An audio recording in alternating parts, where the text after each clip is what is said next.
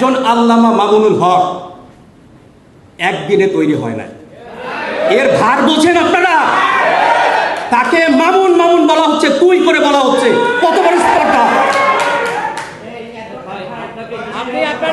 আমি স্টার বলতে দিচ্ছেন না বলে আমি বলছি। আমার কোড রয়েছে, বলতে দিতে হবে আমাকে, আমাকে বলতে দিতে হবে।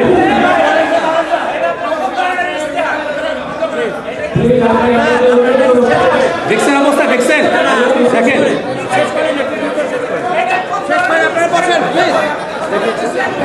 আপনারা একটু বসেন, বসেন, বসেন প্লিজ,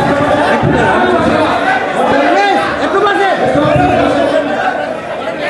আপনি ভাই প্লিজ একটু শেষ করেন, শেষ করেন, শেষ করেন, শেষ করেন, শেষ করেন না। আপনি একটা পরিস্থিতি গরম করছেন না, প্লিজ আপনি বসেন, প্লিজ বসেন, আপনি শেষ করে আপনি বলছেন তো, বসেন, বসেন না প্লিজ, আপনি বসেন না, বসেন, আপনি শেষ করেন, আপনি বসেন না প্লিজ, আপনারা বসেন, শেষ করতে দেন আমাদের, বসেন আপনারা, প্লিজ বসেন, আমাদের প্রার্থী আছে, প্লিজ প্লিজ আপনারা বসেন, প্লিজ আপনারা বসেন, বসেন।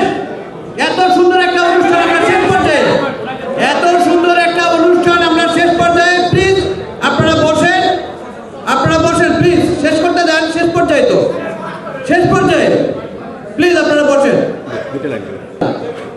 আপনার বক্তব্য তো আমরা শুনেছি, পেপারের যিনি আছে সেটাও দেখেছে, আমরা শুনেছি।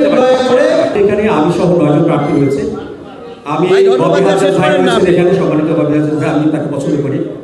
মামুনুল ভাই রয়েছে, মিজান ভাই রয়েছেন, আমি সবার নাম বলতে পারছি না, মনিয়াপু আছে।